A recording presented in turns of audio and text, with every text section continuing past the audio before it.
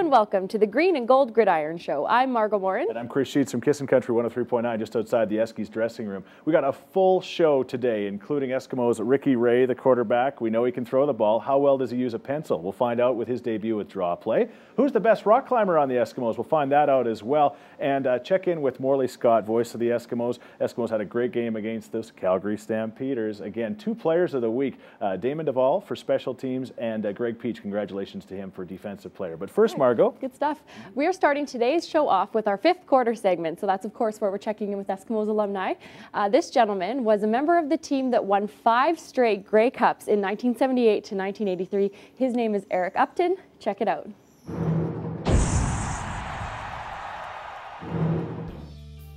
They drafted me here. I didn't really have plans to play pro, and at that time I was about to get married, and my wife, my future wife, talked me into coming out and saying that if you don't try it, that you'll never know, and she's part of the reason I ended up out in Edmonton here.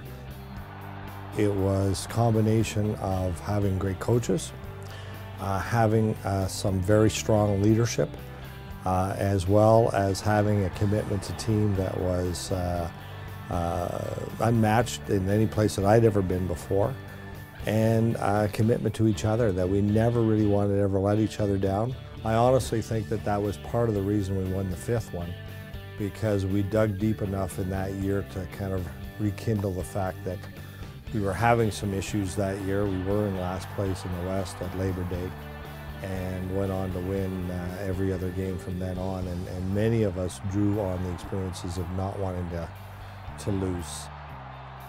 Well, for me it was injuries. It was pretty simple. I was hurt. I'd had a bunch of knee operations. I'd had a total reconstruction of one of my knees, and things were slowing down, and it became obvious that physically I was not going to be able to continue to play. Because back in the 70s and 80s, we didn't practice until 4. I was allowed to work, and I always worked. My dad had been a professional football player with the Ottawa Rough Riders back in the 50s, and he had instilled in me that I knew that there was going to be a life after football. What led me to the United Way really was that, at the end of the day, finding something that this community has given me so much. It's given my family so much. I am passionate about being an Edmontonian. It's a program where we provide schools, supplies for kids that can't afford to have that family, that can't afford that. The Eskimos have been a part of it. The Eskimo alumni has now contributed to that. I've utilized some of my connections with the sporting world to have them come and get engaged in working with child education.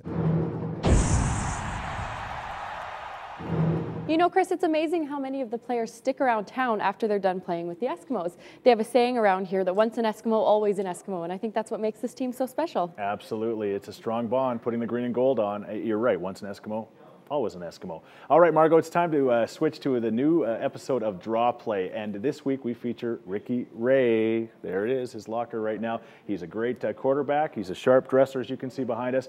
How well can he draw? Let's find out. All right, welcome to Draw Play on the Gridiron Show. We are here with Ricky Ray. Ricky, welcome. You know how we do this? Sure do. I hand you a card, you start drawing, they shout out answers. Go for it. Take the first card, and good luck. Football. Circle. Hair. Camargo. Wow. Space. Yo-yo. Nicely done, Yo-Yo. Next card. Again, we have 1 minute. 1 minute for Ricky Ray. Face. Nose. Happy nose. Face. Crying. The winner clearly is Happy Nose. A hanger. Well Hangover. done. A hangover.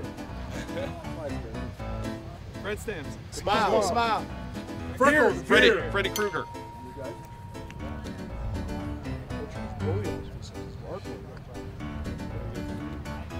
Sun. Shower. Ant. Spider. Okay. Yeah, that is a big head for a spider. Great. Time. Time is up. All right, Ricky, thank you for playing drop one. Thank you. Okay, seriously, I don't know. A happy nose? Have you ever seen a sad nose? Or you're making one a little bit there. Who knows? Yeah, exactly. I don't know how an at becomes a baseball either, but I should not criticize. I can't draw. I love that segment. It's great. Absolutely. Okay, so last week in Out of Bounds, we saw Taylor Inglis back up his trash talk at the go-kart races with Derek Schiavone. Now this week, we're going to see if Derek can get some sweet revenge on the rock climbing wall at Vertically Inclined. So check it out. Hey guys, welcome to Vertically Inclined. Hi, I'm Derek Schiavone. Hi, Taylor. So today we're here rock climbing. Taylor Inglis and myself will be rock climbing at Vertically Inclined. And we're going to learn about rock climbing and have a little competition as well. I grew up in Edmonton, so I've been here a couple times as a kid, you know, field trips or whatever with school, but it's been 15 years. I think I was, you know, probably a little less of an athlete then than I am now, but I got around. I'm not scared of heights at all, but never been rock climbing, so it's going to be, don't know how well I'll do, but hey, should be all right. I think it'll be a little challenging, but I think once I get the hang of it, I'll pick it up pretty quickly. Doing pull-ups and things like that, I guess that's the only thing that I can relate to rock climbing. I need some ice in my forearms already. How am I supposed to snap this weekend? I think I'll be all right. You know, get used to the grips, and it's a different, you know, it's a different athletic motion than I'm used to training for, but we'll see. It's like a little monkey. Apparently we're having a competition. I didn't know you could have competitions rock climbing, but we'll see. He's a lot lighter than I am, so he's probably able to stay up there a little longer. Their job is to keep the rope tight, so if you do slip and fall, you don't fall that far. But I'm going to talk to your guy and make sure it's nice and loose for you. I hope my my lighter weight plays an advantage here, but you know, Taylor's a strong guy, so I think it'll be pretty close. Well, apparently it's a full contact competition to the top, so if that's the case, I'm pretty confident in my abilities. Any bets on this? I got my money on Derek. A reminder to tune in next week when we see who can race up the rock climbing wall faster in Out of Bounds. Absolutely. All right, it's time for Morley's Minute. Does a great job doing the play-by-play on 6:30 CHED, the voice of the Eskimos. And speaking of rock climbing, I don't know if you know this, but Morley actually once climbed Mount Everest in just his sandals. Twice. Uphill both ways. Anyway, let's check out Morley's Minute right now. All right, Chris, thanks very much. I'm here with Damon Duval, one of the two Eskimos this week named one of the CFL Players of the Week. First off, talk a little bit about a big win for this team in Calgary and your part on it. Yeah, I mean, anytime you can go on the road against a divisional rivalry and get a W is a great feeling. And, you know, we've had a great start to the season. And for me, you know, every week is just going out and trying to do my job.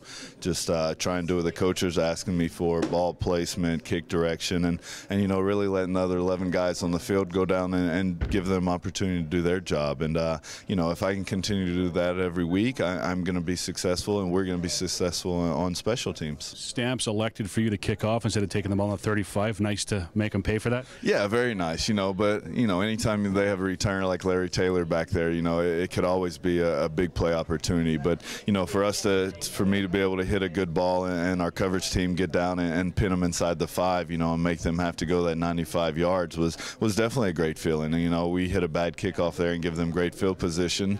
The game unfortunately could have gone a different way, but you know, our goal every week in special teams is just to give our offense and defense their best chance, and if we can win the field position and do that, we're going to have the best chance to win.